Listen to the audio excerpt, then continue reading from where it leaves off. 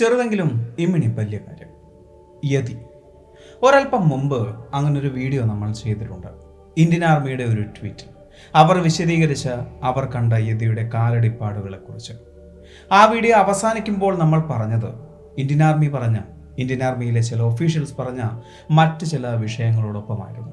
അതായത് യതിയെക്കുറിച്ചുള്ള തെളിവുകൾ തങ്ങളുടെ പക്കലുണ്ട് എന്നും അത് സമയമാകുമ്പോൾ പുറത്തുവിടും എന്നും.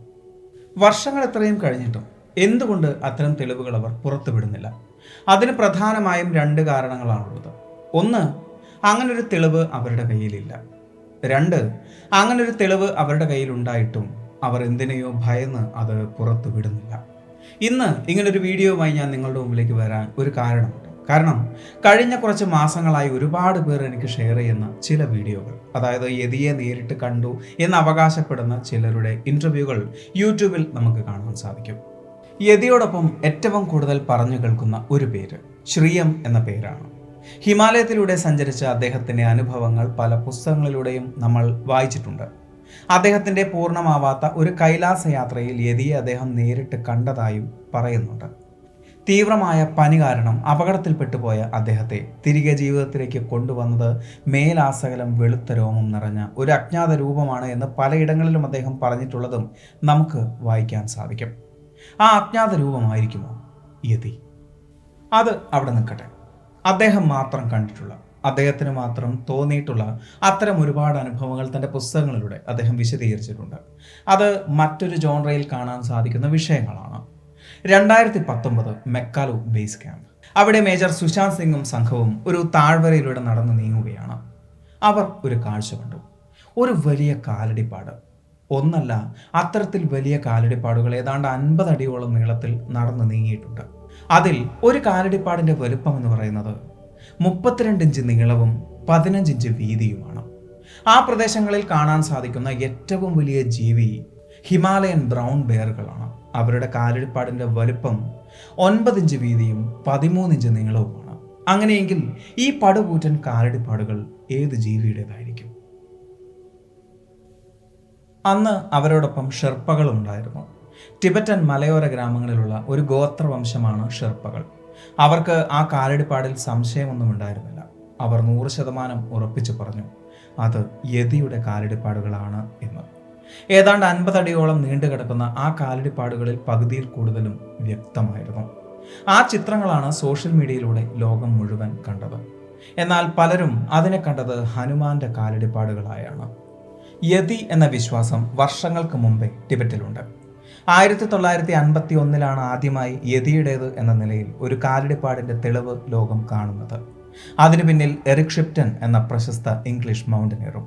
അതേ തുടർന്ന് പലരും യതിയെക്കുറിച്ചുള്ള റിസർച്ചുകൾ നടത്തിയിരുന്നു. എന്നാൽ ഇന്നും കൃത്യമായ കണ്ടെത്തലുകളൊന്നും തന്നെ ലഭിച്ചിട്ടില്ല. നേപ്പാളിൽ ജീവിച്ചിരിക്കുന്നവരിൽ ബഹുഭൂരിപക്ഷവും യതിയിൽ വിശ്വസിക്കുന്നവരാണ്. എന്നാൽ അവരാരും തന്നെ യതിയെ നേരിട്ട് കണ്ടിട്ടില്ല. പക്ഷേ പലയിടങ്ങളിലും ആ വലിയ കാൽപ്പാടുകൾ അവർ കണ്ടിട്ടുണ്ട്. അങ്ങനെ ഒരു ഭീമൻ കാലടിപ്പാട് കണ്ടുവെങ്കിൽ അതിന് പിന്നിൽ യതിയാണ് എന്നുറപ്പിക്കാൻ സാധിക്കും? ഇല്ല. പക്ഷേ അതിനൊരു കാരണമുണ്ട്. കാലങ്ങളായി ചെറുപ്പം മുതൽ അവർ കേട്ട കഥകളിലൂടെയും പുരാണങ്ങളിലൂടെയും അവർ മനസ്സിലാക്കിയ യതി മലമടക്കുകളിൽ എവിടെയോ ജീവിച്ചിരിക്കുന്നുണ്ട് എന്ന് അവർ വിശ്വസിക്കുന്നു. യതി എന്ന വാക്ക് വന്നിട്ടുള്ളത് പുരാതന ഷെർപ്പൻ ഭാഷയിലെ യതെ എന്ന വാക്കിൽ നിന്നുമാണ്. യെ എന്ന വാക്ക് സൂചിപ്പിക്കുന്നത് പാറക്കെട്ടുകളെയും തേ എന്ന വാക്ക് സൂചിപ്പിക്കുന്നത് മൃഗം എന്ന വാക്കിനെയുമാണ്. യതെ എന്ന വാക്കിന്റെ അർത്ഥം പാറക്കെട്ടുകളിൽ താമസിക്കുന്ന മൃഗം എന്നാണ്. മാണി കാമ്പു അതൊരു പുരാതന ടിബറ്റൻ സ്ക്രിപ്റ്റാണ്. കളക്ടഡ് ടീച്ചിങ്സ് ഓഫ് മാണി എന്നാണ് ആ ഒരു വാക്കിന്റെ അർത്ഥം. 13-ാം നൂറ്റാണ്ടിന് മുമ്പ് രചിക്കപ്പെട്ടതാണത് എന്നാണ് വിശദീകരിക്കപ്പെടുന്നത്. ആ ഒരു സ്ക്രിപ്റ്റിൽ പോലും മലമടക്കുകളിൽ ജീവിക്കുന്ന യതി എന്ന ജീവിയെക്കുറിച്ച് വിശദീകരിക്കുന്നുണ്ട്. കാലങ്ങൾക്ക് മുമ്പ് ഈ ഒരു സ്ഥലം, അതായത് ടിബറ്റ് നിൽക്കുന്ന ഈ ഒരു സ്ഥലം ഒരു വലിയ ജലാശയമായിരുന്നു എന്നും അതിനുശേഷം അവിടം പർവ്വതങ്ങളായി മാറിയതാണ് എന്നുമെല്ലാം ആ ഒരു സ്ക്രിപ്റ്റിൽ വിശദീകരിക്കുന്നുണ്ട്. ആ മലനിരകളിലേക്ക് മനുഷ്യൻ താമസിക്കാൻ വരുന്നതിന് മുമ്പ് അവിടെ ജീവിച്ചിരുന്ന ജീവിവർഗങ്ങളിൽ ഒന്നാണ് യതി എന്നും അതിൽ വിശദീകരിക്കുന്നുണ്ട്. ദൈവങ്ങളോടൊപ്പം അവിടെയുള്ളവർ കാണുന്നു. മനുഷ്യനും കുരങ്ങനും ചേർന്നുള്ള ഒരു ജീവിയായാണ് യതിയെ അവർ കണക്കാക്കുന്നത്. എന്നാൽ മേജർ സുശാന്ത് സിംഗിന്റെ പല ഇന്റർവ്യൂകളിലും അദ്ദേഹം പറയുന്നു ഈ പറയുന്ന കഥകളിലൊന്നും അദ്ദേഹം വിശ്വസിക്കുന്നില്ല. അന്ന് തങ്ങൾ കണ്ട ആ കാലടിപ്പാടുകൾ അത് യതിയുടേതാണ് എന്നും അദ്ദേഹം ഉറപ്പിച്ച് പറയുന്നുമില്ല. പക്ഷെ പറയുന്നൊരു കാര്യം, അതൊരിക്കലും കൃത്രിമമായി സൃഷ്ടിച്ച ഒന്നല്ല. അതിന് പിന്നിൽ യഥാർത്ഥത്തിൽ എന്താണ് എന്ന് അദ്ദേഹത്തിന് അറിയുകയുമില്ല. മനുഷ്യർ സഞ്ചരിക്കാത്ത വഴികളിൽ മിലിറ്ററി മാത്രം, അതും ഒഫീഷ്യലായി മാത്രം സഞ്ചരിക്കുന്ന ആ വഴികളിൽ മൃഗങ്ങളല്ലാതെ മറ്റൊന്നിനും സഞ്ചരിക്കാൻ സാധിക്കുകയില്ല. ഇനി മൃഗങ്ങളാണെങ്കിൽ തന്നെ മനുഷ്യൻ രേഖപ്പെടുത്തിയിട്ടുള്ള ഒരു മൃഗത്തിനും ഇത്രയും വലിയ കാലടിപ്പാടില്ല. ഇന്ത്യൻ ചൈനീസ് അതിർത്തി ആയതുകൊണ്ട് തന്നെ അതിലൊരു വലിയ ശതമാനവും നോ ഫ്ലൈ സോണായാണ് കണക്കാക്കപ്പെടുന്നത്. അതുകൊണ്ട് തന്നെ സമുദ്രം പോലെ പരന്നു കിടക്കുന്ന ആ ഭാഗങ്ങളിൽ നമുക്കറിയാത്ത പലതും ഉണ്ടായേക്കാമെന്നും അദ്ദേഹം പറയുന്നു. ഇന്നും ഗൂഗിളിൽ സെർച്ച് ചെയ്താൽ യതിയുടെ തെളിവുകളായി നമുക്ക് കാണാൻ സാധിക്കുന്നത് യതിയുടേത് എന്ന് പറയപ്പെടുന്ന ഒരു തലയോട്ടിയും ഒരു കൈപ്പത്തിയും കുറച്ച് രോമങ്ങളും മാത്രമാണ്. 1953 എഡ്മണ്ട് ഹിലരി ടെൻസിംഗ് നോർഗെ എന്ന ഷെർപ്പയോടൊപ്പം എവറസ്റ്റ് കീഴടക്കിയത് നമുക്കറിയാം. അതിനുശേഷവും പലതവണ അദ്ദേഹം ഹിമാലയത്തിലേക്ക് എത്തിയിരുന്നു. 1956 1965 ഇടയിൽ ഹിമാലയത്തിലെ 10ഓളം മറ്റു കൊടുമുടികളും അദ്ദേഹം കീഴടക്കിയിരുന്നു. എന്നാൽ ഭൂമിയിലെ ഏറ്റവും ഉയരം കൂടിയ 5ാമത്തെ പർവ്വതമായ മെക്കാലുവിനെ 1960 കീഴടക്കാൻ ശ്രമിച്ച ഹിലരിക്കും സംഘത്തിനും അതിന് സാധിച്ചില്ല. എന്നാൽ ആ ഒരു പര്യടനം 5-6 മാസങ്ങളോളം നീണ്ടു നിന്നിരുന്നു. അതിൻ്റെ ഉദ്ദേശം കഥകളിൽ മാത്രം കേട്ടിട്ടുള്ള യതിയെക്കുറിച്ചുള്ള തെളിവുകൾ കണ്ടെത്തുക എന്നതായിരുന്നു. ആ ഒരു പര്യടനത്തിൽ ചില തെളിവുകൾ അവർ കണ്ടെത്തുകയും ചെയ്തു. 3 തലയോട്ടികളുടെ മുകൾ ഭാഗങ്ങൾ, അതിൽ 2 കരടികളുടേതാണ് എന്ന് കണ്ടെത്തിയിരുന്നു. എന്നാൽ 3ാമത്തേത്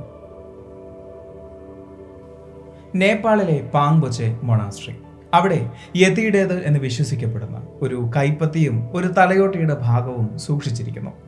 വർഷങ്ങൾക്ക് മുമ്പ് ലാമ സാങ്വ ഡോർജെ ഹിമാലയത്തിലെ ഒരു ഗുഹയിൽ ധ്യാനം ചെയ്യാൻ പോയിരുന്നു. അവിടെ വെച്ച് അദ്ദേഹം ഒരു യതിയെ നേരിട്ട് കണ്ടതായാണ് പറയപ്പെടുന്നത്. അദ്ദേഹത്തിന് വേണ്ട ജലവും ഭക്ഷണവുമെല്ലാം അവിടെ എത്തിച്ചു കൊടുത്തത് യതിയായിരുന്നത്രേ. വർഷങ്ങളോളം അദ്ദേഹം അവിടെ ധ്യാനം ചെയ്തു.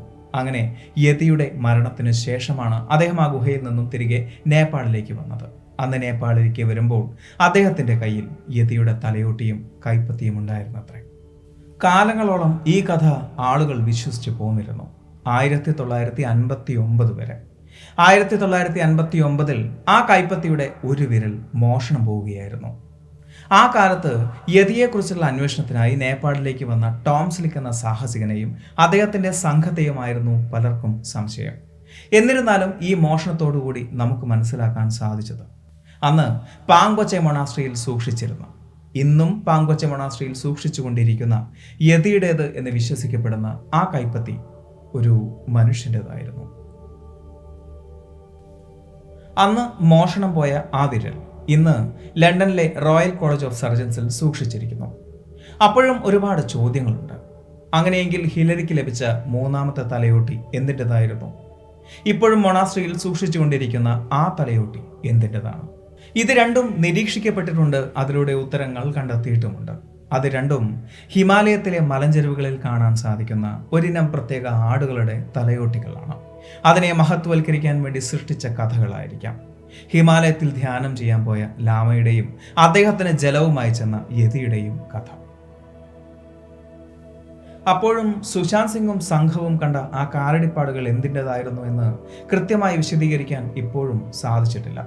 പലരും അതിനെ വിശദീകരിക്കുന്നത് അത് ചിലപ്പോൾ ഹിമാലയൻ ബ്രൗൺ ബെയറുകളുടെയും ബ്ലാക്ക് ബെയറുകളുടെയും സങ്കരയിനത്തിൽപ്പെട്ട ചിലയിനം വലിയ കരടികളുടെ കാലടിപ്പാടുകളായിരിക്കാം എന്നാണ്. അപ്പോഴും ഉറപ്പിച്ച് പറയാൻ സാധിച്ചിട്ടില്ല. ഇതെല്ലാം മൂടൽ മഞ്ഞ് പോലെ മങ്ങിയ ഒരു പ്രതിഭാസം മാത്രമായേ നമുക്ക് കണ്ടെത്താൻ സാധിച്ചിട്ടുള്ളൂ. യതി ഇപ്പോഴും ആ മൂടൽ മഞ്ഞിന് പിന്നിൽ ഒളിച്ചിരിക്കുകയാണ്.